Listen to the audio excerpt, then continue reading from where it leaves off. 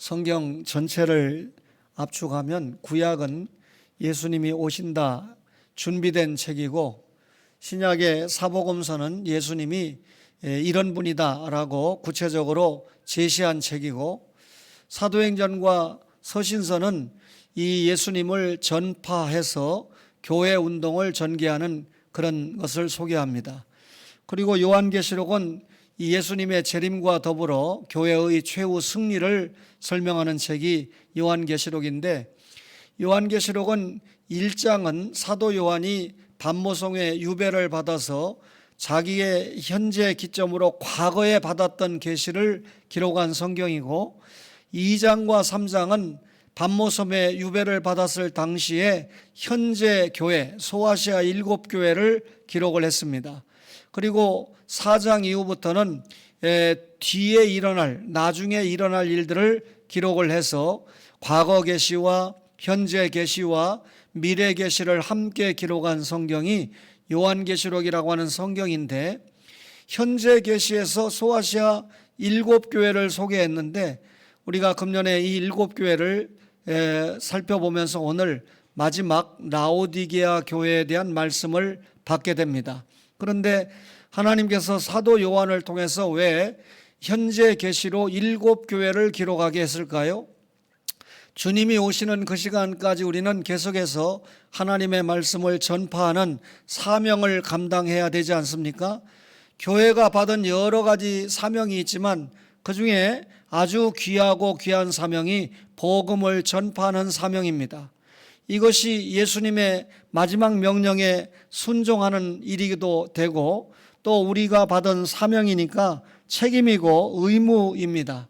따라서 이 소아시아 7교회를 통해서 교회 운동을 진행하는 중에 하나님 앞에 책망을 받고 회개하라고 촉구받기도 하고, 또 어떤 경우는 칭찬을 받고 격려를 받기도 합니다.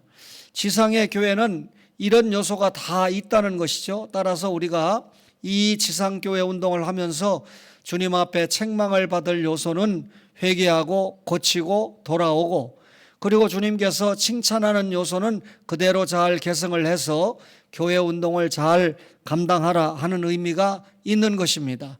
우리 교회가 지상에서 출발한 지 33주년이 되었습니다.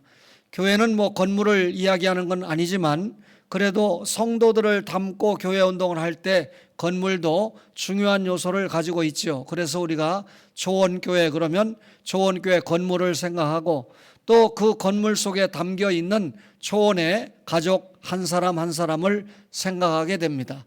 저는 여러분들을 만난 것이 정말 행복하고 33주년을 통과하면서 무엇보다도 하나님 앞에 감사하지만, 여러분들을 만난 일에 대해서 감사하면서 말씀을 전하게 됩니다. 이 라오디게아라고 하는 이 교회는, 이 지역은 재정적으로 굉장히 풍족했습니다. 금융업이 그 당시에 발달했으니까 오늘날도 금융업이 발달한 나라는 잘 살거든요. 근데 61년도에 지진이 일어났는데 외부의 일체 도움을 받지 않고 스스로 재건을 할 수 있을 만큼 넉넉한 도시가 라오디게아라고 하는 도시였습니다. 금융이 발달했고 또 의학이 발달해가지고 이 의료 제조업의 중심지가 라오디게아였는데, 특별히 이 귀아리에 관한 약과 이 눈에 관한 안약이 많이 이 생산이 돼서 수출까지 할 수 있는 지역이 라오디게아라고 하는 지역이었습니다. 풍족하게 살았다는 말이죠. 그러다 보니까 라오디게아에 살고 있는 사람들은 이 물질 만능 사상에 젖어 있었습니다. 행복의 기점이 뭐냐? 돈이다. 돈만 있으면 행복하다라고 생각할 만큼 시민들이 그런 사상에 빠져 있던 도시가 라오디게아라고 하는 도시인데, 오늘 이런 라오디게아 교회에 주님이 계시가 되었습니다. 계시록 3장 14절에 보니까 아멘이시요 충성되고 참된 증인이시요 하나님의 창조의 근본이시니라고 계시를 했습니다. 아멘이시요, 주님이 아멘이시다 그랬습니다. 문자적으로는 아멘인 자라고 하는 뜻인데, 이 아멘이라고 하는 칭호는 하나님의 성어로 사용이 되었습니다. 하나님이 아멘이다. 무슨 말입니까? 진실하신 하나님이다. 진리의 하나님이다. 그런 뜻이죠. 그런데 오늘 본문에서 아멘이라고 하는 것은 그리스도에게 적용을 해서 라오디게아 교회가 신실하지 못한데 라오디게아 교회에 계시하신 주님은 진실하시고 신실하신 분이다 라고 하는 것을 부각시키기 위해서 주님을 아멘이시오 라고 설명을 했습니다. 여러분과 제가 믿고 있는 예수님이 신실하시고 진실하신 분인 것은 우리가 다 알고 있지 않습니까? 그러면서 충성되고 참된 증인이신 주님이다 그랬는데 요한계시록 1장 5절에 보니까 주님을 충성된 증인이다 그랬습니다. 여러분, 예수님을 본 자는 하나님 아버지를 본 자다 그랬죠.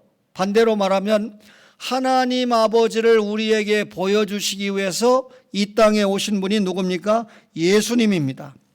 하나님의 신실하심을 증거하기 위해서 온전하게 하나님께 순종하고 충성으로 구약에 계시된 모든 예언을 성취하신 분이 누굽니까? 예수님입니다. 그래서 예수님을 충성되고 참된 증인이다.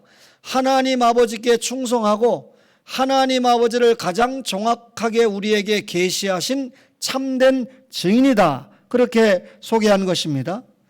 뿐만 아니라 하나님의 창조의 근본이신 주님이시다 그랬는데 하나님은 창조물의 최고의 근원이신데 예수님의 다른 이름이 뭡니까? 아멘이시오 또 알파와 오메가가 된다 그렇게 말씀하죠. 알파라고 그러니까 모든 피조물 가운데 장남 맨 앞에 있는 피조물이다 그런 의미가 아니고요. 예수님께서 창조자시고 예수님께서 창조의 근본이시다 라고 하는 것을 강조할 때 알파라고 하는 말을 사용합니다. 따라서 하나님의 창조의 근본, 하나님과 함께 창조에 임했던 분이 예수님이다. 라오디게아 교회에 나타나신 주님은 아멘이신 주님이고 충성되고 참된 증인이신 주님이고 또 하나님의 창조의 근본이신 주님입니다. 그런데 이런 주님이 라오디게아 교회에 찾아오셔서 책망을 주셨는데 뭐라고 책망했습니까? 라오디게아 교회가 미지근하다 이렇게 책망했어요. 차지도 않고 덥지도 않구나 이렇게 책망했습니다. 여러분, 라오디게아 교인들이 영적인 열심이 없을 뿐만 아니라 아무런 영향력도 없다. 열심도 없고 영향력도 없는 상태를 미지근하다 이렇게 표현했습니다. 라오디게아 교인들이 예수님을 대적한 일 없어요. 라오디게아 교인들이 세상과 타협한 일도 없습니다.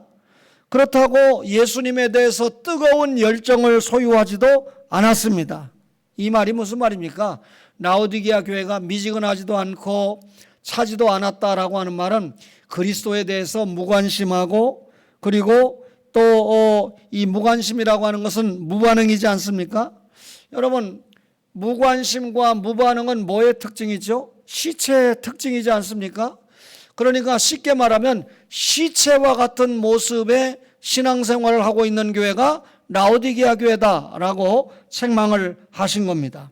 차든지 덥든지 해라 이 말은 양자택일을 해라 이런 요구가 아닙니다. 중간 상태에서 어정쩡하게 신앙 상태를 가진 것을 우리 주님께서 책망하신 겁니다. 미지근한 상태는 언제나 부패하기가 쉽지요. 자주적인 결단성이 없이 중간에서 머뭇머뭇하는 겁니다. 이스라엘 백성들이 이 기회적인 신앙 모습을 보였는데 바알과 여호와 신앙 사이에서 머뭇머뭇될 때 선지자를 통해서 왜 머뭇거리느냐고 책망을 받지 않았습니까? 어떤 경우든지 진리 앞에서 예와 노를 분명하게 해야 됩니다. 영적으로 미지근하다라고 하는 것은 교회가 갖는 아주 가장 안 좋은 상태입니다. 이것도 아니고 저것도 아니고 가운데서 서 있는 그런 신앙 상태 속에서 모든 악이 발생을 한다는 것입니다. 이런 신자들은 바람에 흔들리는 갈대와 같은 신앙을 가진 신자죠. 여러분, 어떤 데는 먹는 물도 너무나 미지근하면 때로 구역질이 날 때가 있습니다. 오늘 라오디게아 교회의 미지근한 상태를 우리 주님께서 토하여 내치겠다 이렇게 말씀합니다. 하나님은 우리에게 온전한 믿음을 요구하시지 어중간한 믿음을 요구하지 않습니다. 반주하는 서연이를 볼 때 어렸을 때 제가 모습을 봤는데 점점점 이제 성장해서 올해 중학교를 졸업하고 고등학교를 간다고 합니다. 육신만 성장한 게 아니라 신앙도 성장하고 영적으로도 성장해요. 그러면 그 부모도 기쁘고 주변의 교회도 기쁘고 특별히 교회도 목사도 기뻐하지 않습니까? 그런데 믿음이 성장하지 않는다, 제자리 걸음에 있다, 이것은 결국 퇴보입니다. 남들은 다 성장하는데 자기만 제자리 걸음하는 것은 퇴보한 거 아닙니까? 미지근한 상태죠. 또 라오디게아 교회는 풍요 속에 빈곤이 있다고 책망을 받았습니다. 말씀드린 대로 라오디게아 지역은 금전적으로 부유했어요.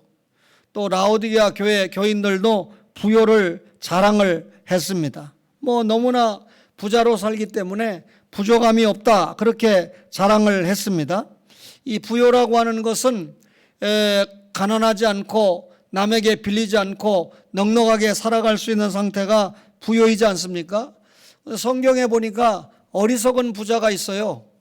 물질을 창고에 많이 쌓아놓으니까 자기의 영혼도 풍요하다고 생각하는 것이 어리석은 부자죠. 그날 밤에 주님이 그 영혼을 불려가 버리면 그 돈 한 번도 써보지도 못하고 죽는 것이니까 아무리 재물을 많이 써놨다고 해도 어리석은 부자이지 않습니까? 여러분, 주님이 보신 라오디게아 교회의 실상은 영적으로는 곤곤하고 가련하고 가난했습니다. 곤고하고 가련하다, 이것은 전쟁으로 인해서 모든 것을 빼앗긴 참혹한 상태를 말합니다.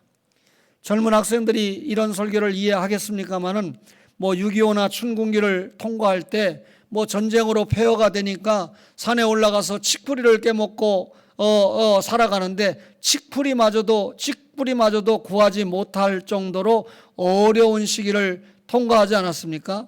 이런 상태가 곤고하고 가련한 상태인데 그 어떤 도움이 될 만한 것이 주변에 전혀 없는 상태가 곤고하고 가련한 상태입니다.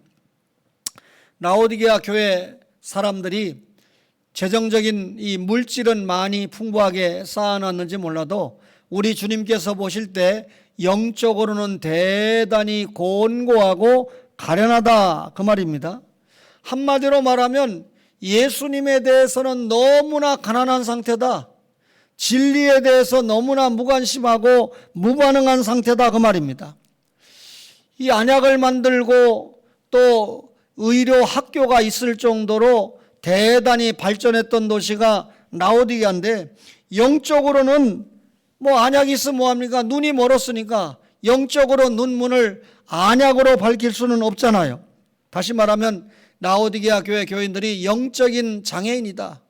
또 영적인 시각장애인으로서 영적인 분별력이 없었다라고 책망을 받은 것입니다. 양모가 발달해서 옷도 아주 대단히 좋은 것으로 입고 치장을 했습니다. 이 옷을 잘 입었다, 유행에 첨단을 걸었다 그 말입니다. 그런데 주님은 이렇게 양모로 옷도 잘 내입고 다니는 라오디게아 교인들을 향해서 너희가 실상은 벗었다, 벌거벗었다. 여러분이 영적으로 벌거벗었다라고 주님 앞에 책망을 받았는데 이 벌거벗은 상태는 누구라도 극도의 수치를 상징하지 않습니까?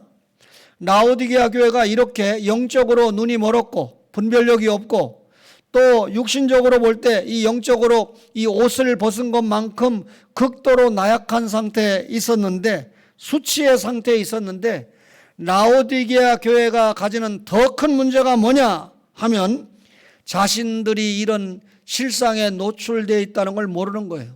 영적으로 눈이 감기고 또 영적으로 완전히 벌거벗은 수치의 상태에 있다는 자체를 라오디게아 교인들이 모르고 있다는 것이 더 큰 문제입니다. 주님 앞에 책망이 있었던 교회가 라오디게아 교회입니다. 그런데 주님이 책망만 하시고 끝난 것이 아니라 치유 방법을 내놓잖아요. 주님의 권면이 있었던 교회인데 영적으로 절박한 상태에 놓여 있는 라오디게아 교인들에게 주님께서 치료법을 제시를 하시는데 뭐라고 말씀합니까? 불로 연단한 금을 사라 그랬습니다. 불로 연단한 금을 뭘 이야기하죠? 믿음을 상징하지 않습니까? 그러니까 한마디로 말하면 너희가 믿음을 가져라. 우리의 믿음은 예수님에 대한 믿음 아닙니까? 이 믿음을 가진 자만이 참 부자고 신령한 부자입니다. 아무리 재산이 많아도 돈으로 못 가는 천국이잖아요. 뭘로 갑니까? 예수님의 십자가 부활을 믿는 믿음으로 가는 곳이 천국이지 않습니까? 따라서 믿음을 가지라 주님께서 그렇게 요구합니다. 그러면서 동시에 흰 옷을 사서 입으라. 흰 옷을 뭘 상징하죠? 의의 옷을 상징하잖아요. 자기의 이 지옥 갈 죄를 주님 앞에 용서를 받고 의롭다 하심을 받는 자가 입는 옷이 의의 옷, 빛의 갑옷입니다. 여러분, 의의 기본은 예수 그리스도의 사제잖아요. 예수님의 십자가 보혈로 죄 용서 받는 것이 의의 기본이지 않습니까? 따라서 영적으로 벌거벗은 수치를 가리려고 하면 라오디게아의 겉은 광채나는 이 양모를 입었지만 그 양모 옷을 입은 그거 가지고 구원이 안 된다 그 말이죠. 예수 그리스도를 통해서 죄와 허물을 덮임을 받는 구속의 옷, 예수 그리스도의 은혜의 옷, 예수 그리스도의 사죄의 옷을 입으라 이렇게 주님이 권면합니다. 믿음을 가지고 그리고 사죄를 체험해라 그 말이죠. 그리고 안약을 사서 눈에 바르라고 말씀을 했습니다. 안약을 사서 눈에 발라라 이 말이 무슨 말입니까? 실제로 라오디게아에 많이 있었던 안약을 사서 바르라는 이야기겠어요? 너희들이 영적으로 눈을 떠서 하나님 나라를 분별할 줄 알아야 된다 그 말이죠. 이렇게 영안이 떠져야 이 세상을 영적으로 바르게 판단할 수가 있습니다. 여러분, 주님께서 영적으로 어두워진 우리의 눈을 밝힐 수가 있습니다. 그래서 주님께서 우리의 눈을 열고 주님께서 우리의 수치를 가리고 주님께서 우리를 부요하게 하시고 주님께서 우리의 영성을 회복시킬 수 있는 것입니다. 주님은 교회의 영적 침체와 마비된 상황에서 자신을 치유책으로 소개하고 있다 그 말이죠. 신구약 66권 성경 하나님의 말씀입니다. 모든 영적인 문제와 육신적인 문제가 누구를 통해서 해결이 됩니까? 죄인인 우리가 예수 그리스도를 통해서만 구원받고 예수 그리스도를 통해서 성화생활에 임하고 예수 그리스도를 통해서 사나 죽으나 그를 위하여 사명을 감당하면 하나님께서 이 일을 잘 감당할 수 있도록 우리의 생을 보장하신다는 것이 주님의 약속이지 않습니까? 그런데 주님께서 이런 것들을 거저 주신다고 말씀하지 않고 사라 이렇게 말씀합니다. 금을 사고 흰옷을 사고 안약을 사서 너희 라오디게아 교회가 가지고 있는 모든 문제를 해결하라 이렇게 말씀합니다. 오늘 교회와 예수 믿는 신자들은 이것들을 위해서 기꺼이 대가를 지불하려고 하지 않습니다. 예수 믿고 복 받는 것만 생각하지 예수님과 함께 당하는 고난은 전혀 생각하지 않고 예수 믿는데 왜 이렇게 어려워? 예수 믿는데 왜 이렇게 고난이 많아? 이렇게 말한다는 것이죠. 그것은 예수님께서 얼마나 소중한지를 알지 못하기 때문에 그렇습니다.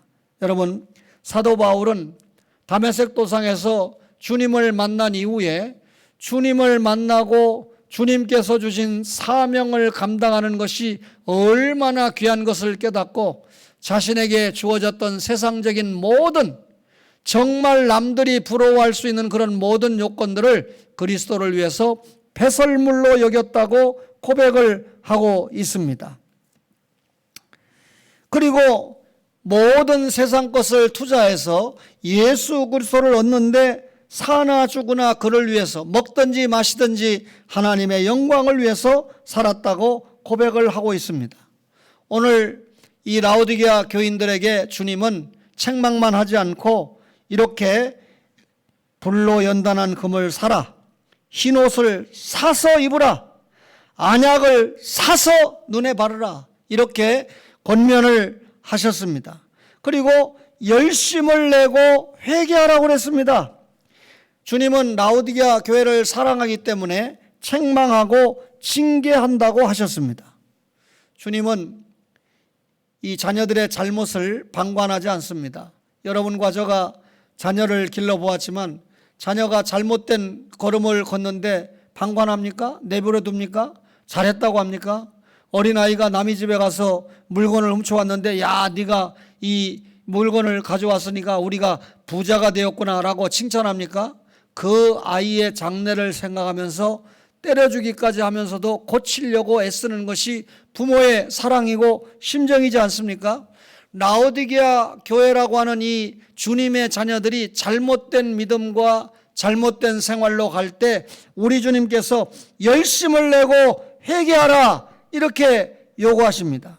자식을 사랑하는 자는 징계한다는 것이죠. 여러분, 자식을 사랑한다고 하면서도 징계하지 못하는 부모는 자식을 사랑하는 부모가 아니다. 잠언 13장 24절에 그렇게 기록을 합니다. 주님은 사랑 어린 책망과 징계로 저들을 인도하십니다. 주의 징벌을 당하며 주의 법으로 교훈하심을 받는 자가 복이 있다 그랬습니다. 우리 주님께서는 라오디게아 교회에 찾아오셔서 교회를 향해서 뜨거운 마음으로 회개를 재촉하고 계신 것입니다. 오늘 33주년을 맞이한 우리 교회가 주님 앞에 분명히 격려받는 음성이 있을 겁니다. 잘했다, 칭찬받는 거 있을 겁니다. 반면에 이런 것은 고쳐야 된다, 돌아와라, 회개해라, 살아, 이렇게 책망받는 것도 있을 것입니다. 이런 말씀을 통해서 여러분과 저가 잘 깨달아서 바른 교회 운동을 전개해야 되겠죠. 마지막으로 주님의 초청과 상급이 있었는데요. 주님은 이 사랑하는 라오디게아 교회에 우리의 마음에 적극적으로 초청장을 보내십니다. 주님은 미지근한 라오디게아 교회에도 찾아오셔서 그 문을 두드리신다 그랬는데 20절에 문을 두드리노니라고 하는 것은 주님의 사랑의 초청인데 서서 두드린다, 이미 완료형입니다. 다시 말하면 주님이 서셨다라고 하는 것은 준비입니다.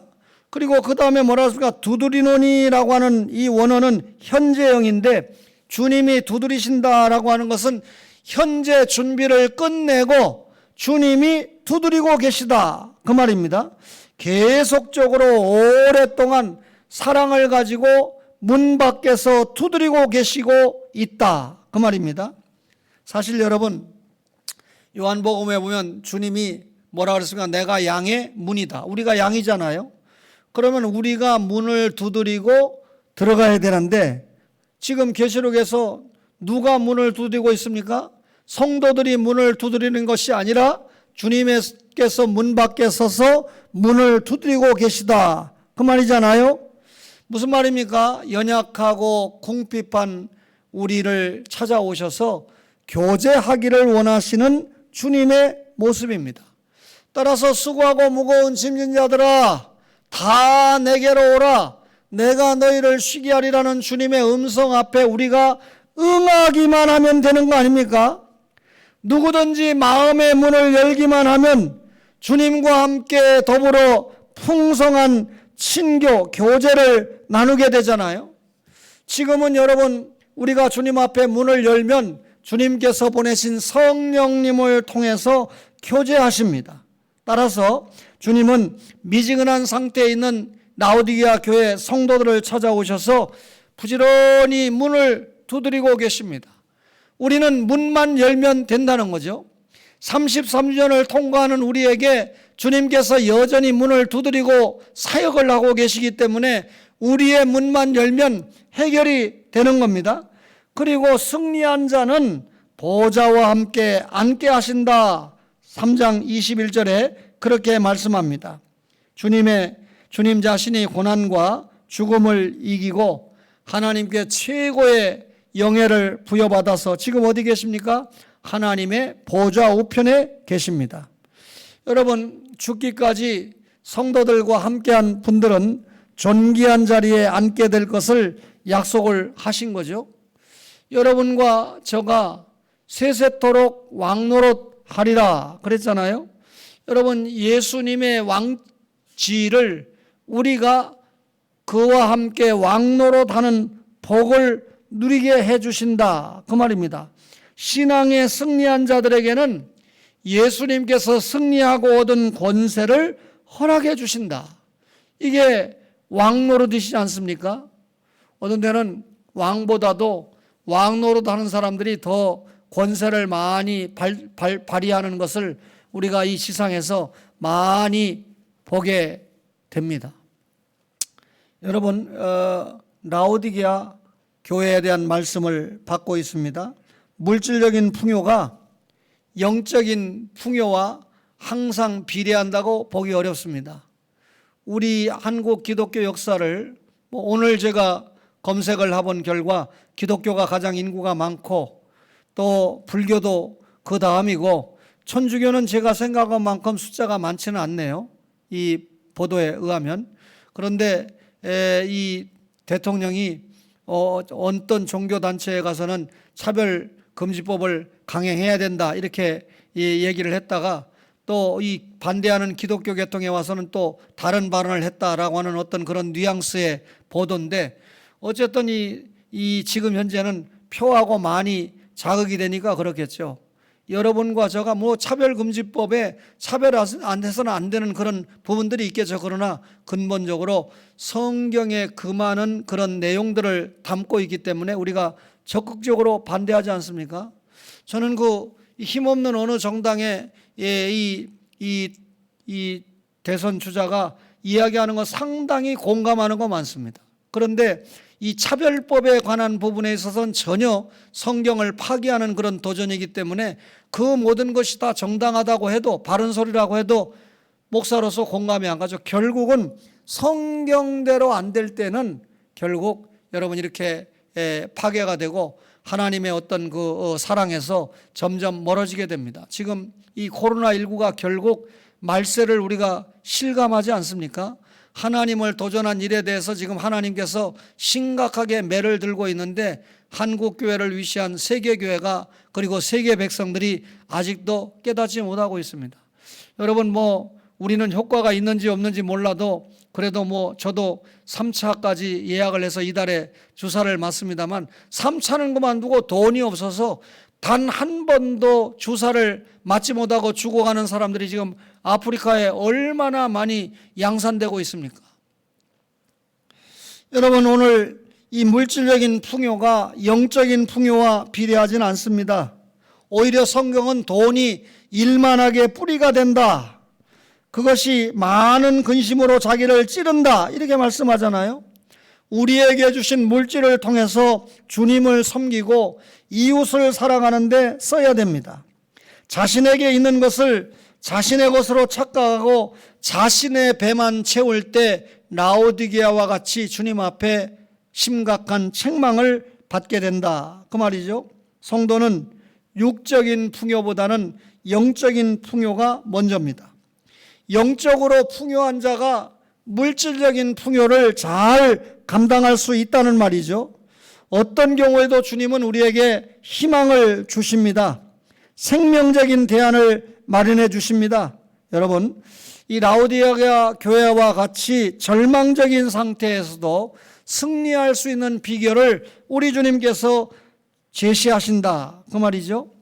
우리가 33절을 맞이해서 잘한 것은 개성을 해야 되겠지만 잘못한 거 많이 있습니다. 주님 앞에 그 모든 잘못을 회개하고 오직 주님만을 의지하고 전진할 때 회복이 가능하고 변화가 가능하고 그리고 열매가 가능하다는 거죠. 오늘 라오디게아 교회를 찾아오셔서 주신 주님의 이 말씀을 통해서 우리도 깨닫고 주님 앞에 그 권면을 받아들여서 흰옷을 사서 불로 연단한 금을 사고 흰옷을 사고 안약을 사서 눈에 바르고 열심을 내고 회개해서 하나님께서 주시는 예비된 복을 받아 하나님 나라 확장에 멋지게 사용받는 초원의 모든 가족들이 되시기를 주님의 이름으로 간절히 바랍니다.